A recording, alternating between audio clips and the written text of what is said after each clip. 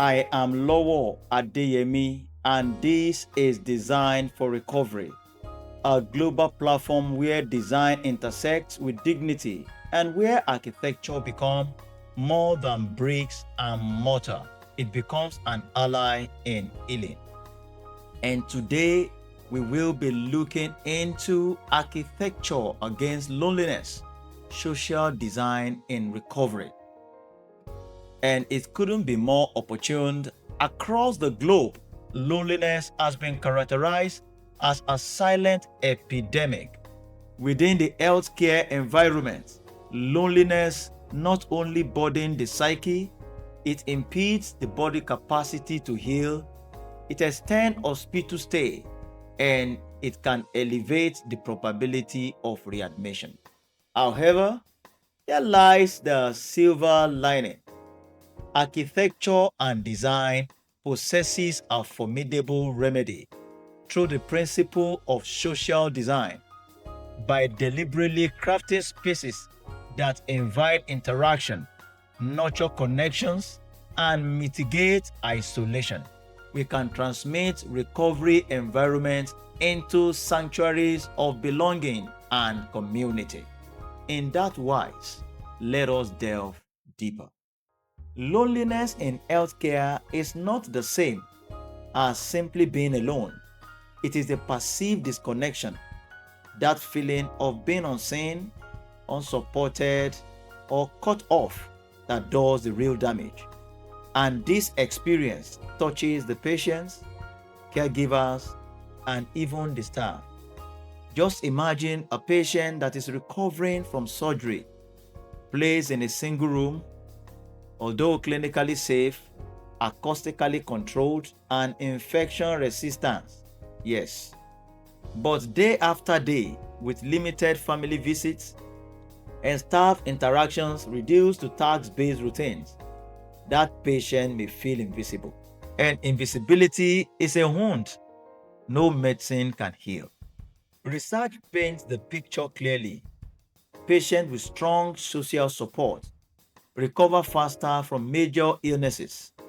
Isolation is linked to increased cortisol level, that is the stress hormone, which impair immune response.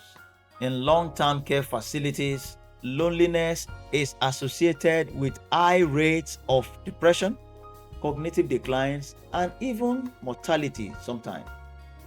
Therefore, recovery can be isolating by design. When environment prioritize efficiency and control, but they neglect connection.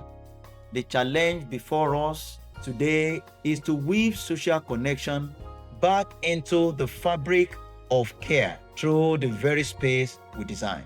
Now let us dive into the essence of today's discourse.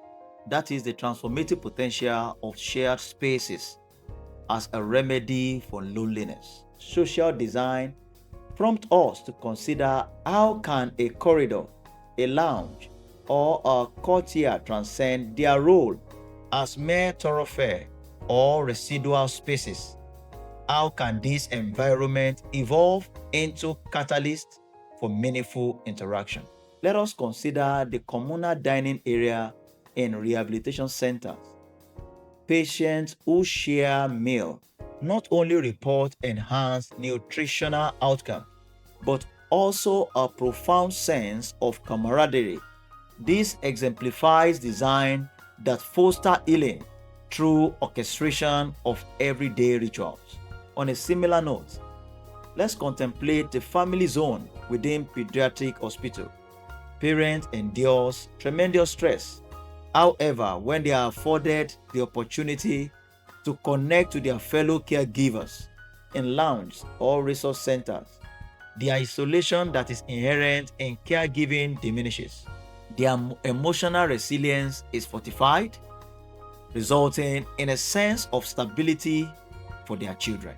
Another poignant illustration is found in therapy garden and courtyards. These are not merely aesthetically pleasing green spaces. They serve as venues for serendipitous encounters between patients, staffs, and families.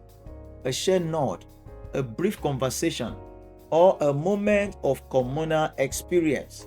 This micro interaction collectively foster a sense of community. From a psychological perspective, we understand that environment offering both prospects, that is the capacity to observe others, and refuge, that is the provision of safety. Such environments stimulate social interaction without overlooking individuals. A strategically positioned bench that is beneath the tree, a secluded nook adjacent to a bustling corridor, or a circular seating that naturally invites dialogue. This subtle intervention wields significant human impact.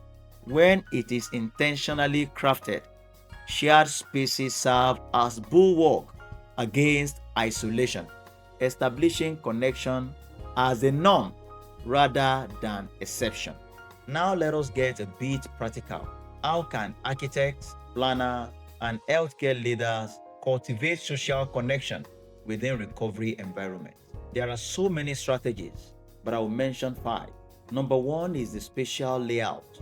There is a need for us to design our corridors to transcend mere passageways between destinations. We can occasionally widen them into alcoves with seating, art display, or light wells. These pause points foster a serendipitous encounter.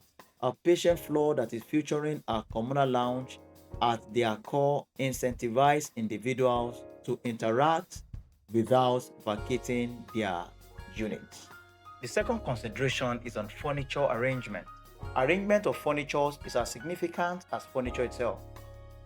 Circular seating facilitates eye contact and engagement. The use of movable chairs empower individuals to form cluster or retreat into solitude, yet retain the option to join others. Comfort cues are essential as well. Soft upholstery, warm material, and varied seating heights all communicate a sense of belonging. The third consideration is activity-driven spaces. There is a need to provide opportunity for collective engagement. For example, shared kitchens in rehabilitation facility, it promotes cooking as a therapy activity and as a medium for social bonding. Libraries, craft rooms, chapel, and even fitness area serves as vital anchor for community interaction. Technological integration is another consideration. Not everyone is able to physically participate in communal spaces.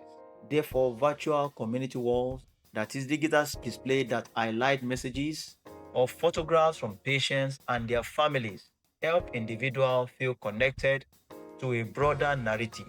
Telepresence pod enable patients in isolation rooms to engage in group activities remotely. And the last consideration will be inclusive design. Social design must encompass all individuals.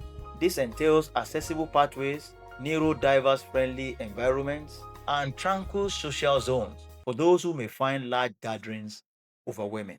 And the objective is just to dismantle barriers so that no patient, caregiver, or staff member is marginalized. We must know that loneliness transcends the confines of the patient room. Healthcare professional and caregiver are profoundly impacted as well.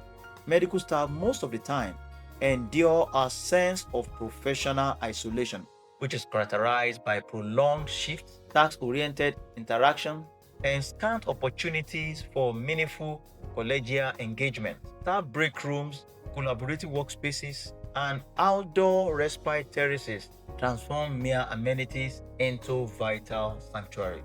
Also, the inclusion of a thoughtfully designed staff lounge that is replete with natural illumination, inviting seating, and vista of outdoors can markedly alleviate burnout and enhance morale. When it comes to area of emotional burden, caregivers are not left out. Family resource center lounges or even informal kitchenettes where caregivers can convey with others navigating similar challenges offer more than mere conveniences.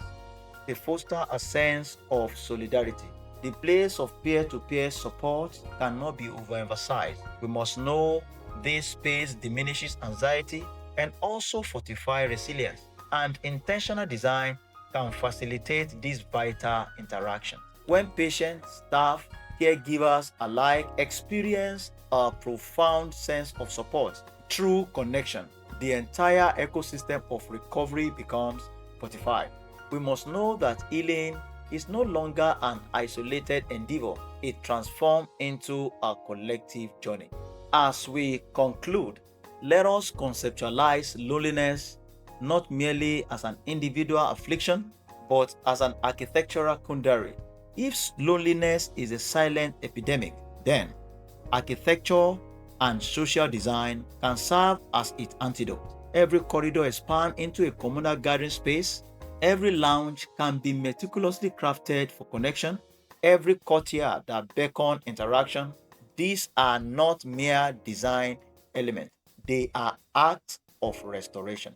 Healthcare environments should not only address physical ailments, they should intricately reweave the social fabric that illness often disintegrates. And as architects, healthcare leaders, visionaries, and agents of change, we possess an opportunity and I will contend an obligation to create recovery spaces where no individual feels overlooked. Here lies a call to action. Let us reconceptualize the in-between spaces, the waiting room, the lounge, the corridors, not as mere remnants, but as dynamic facility of healing, the spaces where connection flourishes and loneliness finds no respite. Healing transcends the realm of medicine. It compasses the essence of belonging. We must know that architecture, when conceived with purpose, can render that sense of belonging attainable. Thank you for joining me on this episode today. If today's dialogue resonates with you, I encourage you to share with your colleagues, leaders, or anyone who is instrumental in shaping the future of healthcare environment. Together we can cultivate a design ethos that counters isolation and construct spaces that not only facilitate recovery, but also foster a sense of community. And until next time, remember that design possesses a transformative power to heal, and healing is invariably more profound when experienced collectively. I am Lowo Adeyemi. Goodbye.